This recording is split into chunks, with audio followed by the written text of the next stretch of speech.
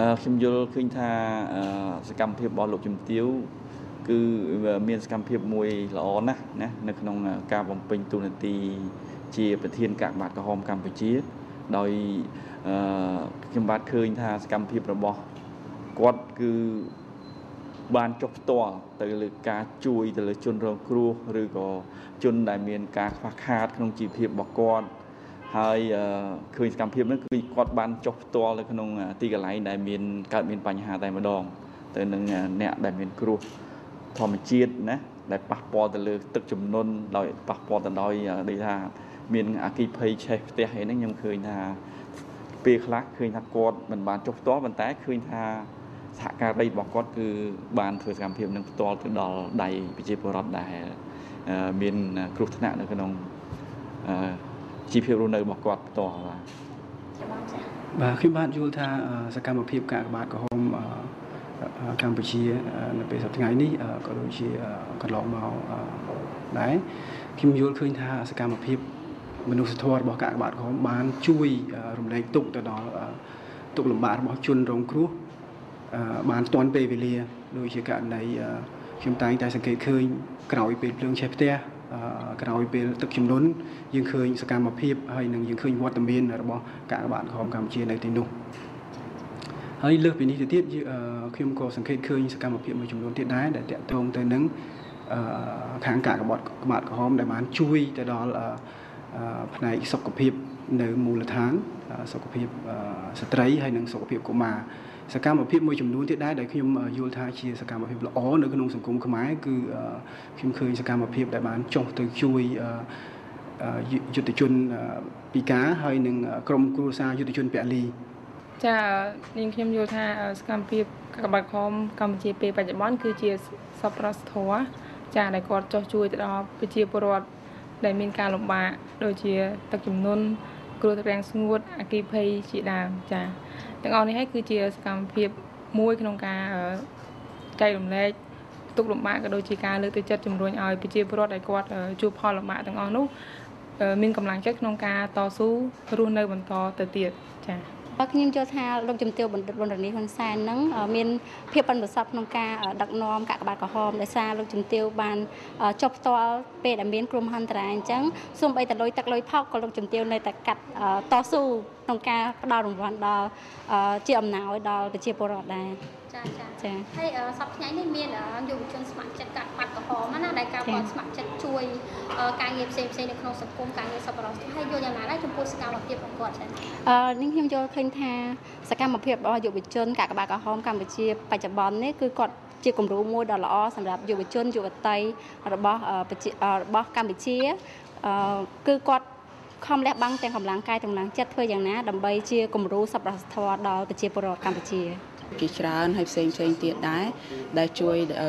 នឹងបណ្ដុះបណ្ដាលទៅដល់ប្រជាជនយើងគឺដូចជាគាត់បានជួយផ្សព្វផ្សាយអំពីការឲ្យប្រជាជនយើងមានការយល់ដឹងទៅលើការគ្រោះថ្នាក់ដែលបណ្ដាលមកពីគ្រាប់មីនគាត់ជួយផ្សព្វផ្សាយនិងបណ្ដុះបណ្ដាលទៅដល់លោកគ្រូឬក៏អ្នកគ្រូនៅតាមសាលាមួយចំនួនអំពីវិជ្ជាជីវៈសង្គ្រោះបឋមហើយជាពិសេសគឺគាត់បានជួយណែនាំទៅដល់ប្រជាជនយើងឲ្យយកចិត្តទុកដាក់ទៅលើសុខភាពផ្ទាល់ខ្លួនចា៎តកតងយុវជនបច្ចុប្បន្នមានយុវជនស្ម័គ្រចិត្តតកតងនឹងការងារកាត់បាតហមការងារសប្បុរសធម៌តើឲ្យយល់យ៉ាងណាដែរចំពោះសកម្មភាពរបស់ពួកគាត់នាងខ្ញុំសង្កេតឃើញថាចំពោះសកម្មភាពរបស់យុវជនកាកបាទក្រហមកម្ពុជាយើងហ្នឹងគឺគាត់បានជួយជំរុញឲ្យយុវជនឬក៏ដូចជាសិស្សានុសិស្សផ្សេងទៀតនឹងចូលរួមយ៉ាងសកម្មនៅក្នុងសកម្មភាពនេះហើយមិនត្រឹមតែប៉ុណ្ណោះសកម្មភាពរបស់យុវជនកម្ពុជាកាកបាទក្រហមយើងនឹងគឺបានជួយបណ្ដុះបណ្ដាលឬក៏ជំរុញលើកទឹកចិត្តទៅដល់អ្នកធ្វើដំណើរនៅតាមទីសាធារណៈហ្នឹងឲ្យគាត់ចេះគោរពច្បាប់ចរាចរណ៍ដូចជាពេលដែលបើកបរត្រូវប្រុងប្រយ័ត្នមានពាក់មួកការពារសុវត្ថិភាពប្រើខ្សែក្រវ៉ាត់ឲ្យបានត្រឹមត្រូវអញ្ចឹងណាហើយមិនតែប៉ុណ្ណោះគាត់ក៏ចូលរួមនៅក្នុងសង្គមជាច្រើនទៀតដែរពីព្រោះគាត់គឺជាគេហៅថាទំពាំងស្នងរិស័យចា៎ខ្ញុំគិតថាសកម្មភាពដឹកនាំដ៏ឆ្លៀសវៃរបស់លោកជំទាវប៊ុនរនីហ៊ុនសែនកាកបាទក្រហមកម្ពុជានឹងអាចបន្តសកម្មភាពទៅមុខទៀតហើយក៏ជាធ្វើឲ្យប្រជាជនយើងមានការកក់ក្ដៅ នឹងអាចជៀសផុតពីគ្រោះទូតព្រឹកផ្សេងៗហើយលើសពីនឹងទៀតសកម្មភាពដ៏ឆ្លៀសវៃរបស់លោកជំទាវបណ្ឌិតអាចធ្វើជាគំរូដល់យុវជនយុវនារីរបស់យើងគ្រប់រូបហើយមិនតែប៉ុណ្ណោះខ្ញុំគិតថាសកម្មភាពដ៏ប្រសើរនេះអាចធ្វើជាគំរូដល់ពិភពលោកទាំងមូលដែលនៅក្នុងនោះយើងឃើញពិភពលោកឬមួយក៏ប្រទេសមួយចំនួនគាត់កំពុងតែយកជាគំរូដើម្បីអនុវត្តតាមសកម្មភាពកាកបាទក្រហមនៅក្នុងកម្ពុជារបស់យើងនេះ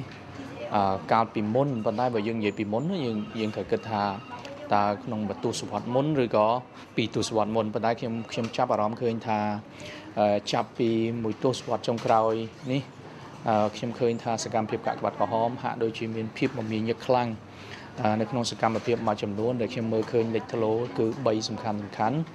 ទី1នោះគឺសកម្មភាពក្នុងការប្រមូលកែនប្រមូលនៅធនធានសប្បុរសចេញទាំងពីក្នុងស្រុកក៏ដូចជាក្រៅស្រុកហើយសកម្មភាពទី2នោះក៏ខ្ញុំឃើញថាតកតងទៅនឹងការបែងចែកនៅធនធានទាំងអស់នោះទៅកាន់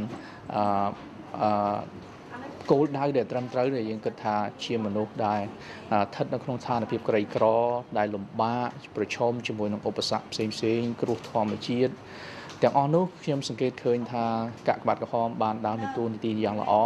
ដែលគាត់កំពុងតែធ្វើសកម្មភាពទាំងអស់នោះក្នុងការចូលរួមក្នុងសង្គមហើយខ្ញុំឃើញថានៅពេលបច្ចុប្បន្ននេះសកម្មភាពទាំងអស់នោះកាន់តែមានភាពផុសផុលឡើងបន្ថែមទៀតដែលជាសញ្ញាណមួយល្អហើយគ្រូខ្ញុំផ្ទាល់ខ្ញុំឃើញខ្ញុំមានការគ្រប់គ្រងចំពោះសកម្មភាពដែលរស់រវើកដែលជួយគ្រប់គ្រងទៅដល់ប្រជាពលរដ្ឋក្រីក្រក៏ដូចជាអ្នកដែលកំពុងស្ថិតក្រុមគ្រួសារដែលកំពុងស្ថិតនៅក្នុងការរងគ្រោះนั่นគឺជាសកម្មភាពដែលល្អមួយដែលប្រពៃដែលសង្គមនិងអ្នកគ្រប់គ្នាចង់បាននិងគ្រប់គ្រង